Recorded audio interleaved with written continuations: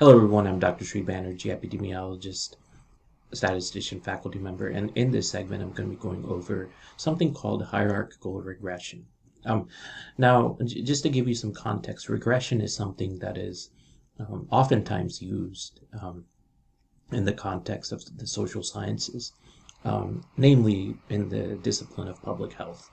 And the reason and the reason you would need to use this is because a lot of times you would need to control for confounding variables that might have an impact on the main relationship between the explanatory variable and the outcome variable. So with that context, let's now go through the tenets of regression, hierarchical regression, and see how that works. So these are some objectives, how hierarchical regression differs from multiple regression, and discuss where you would use control variables in a hierarchical regression analysis.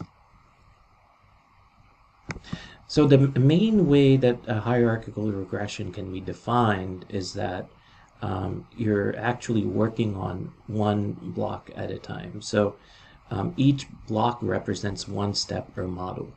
The order or which predictor goes into which block to enter predictors into the model is decided by the researchers, but should always be based on theory. So what you're doing is you have multiple models and you're comparing the strength of the relationship, or R squared, and sometimes the change in R squared between one model and another, to determine what the best combination of variables are in order to understand the relationship.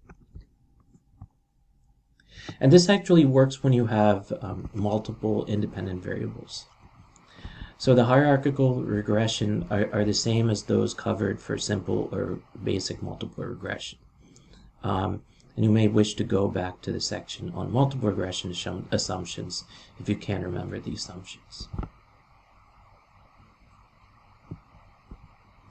So this example, you can actually click on the link for Chapter 5, Hierarchical Regression. And there's 4 slides there referring to the rest of the section. We can just briefly click on that and take a look what's in there, and then return to this window here. So let's take a look at what's in PowerPoint in terms of hierarchical regression. So this is hierarchical regression. Physical illness is actually a continuous variable. As I said, this is multiple regression. And multiple regression, for those of you that a lot of times may be confused over the nomenclature, physical illness is actually a continuous dependent variable, and that is what you need when you're completing a linear regression. So let's take a look at how this is happening. So in block 1 you put gender and age, and in block 2 you can put perceived stress, and then you go into the collinearity statistics to the assumption check to ensure that there is no multicollinearity going on. And when I talk about multicollinearity, actually, what the statement that I make is that a lot of times the independent variables can be related to each other. And for instance, if you're looking at socioeconomic status and poverty-income ratio, then these variables are actually connected, and you could see some multicollinearity. I don't want to belabor that point too much. So these are the linear regression model fits. Model 1, the R squared and the adjusted R squared is kind of low compared to model 2.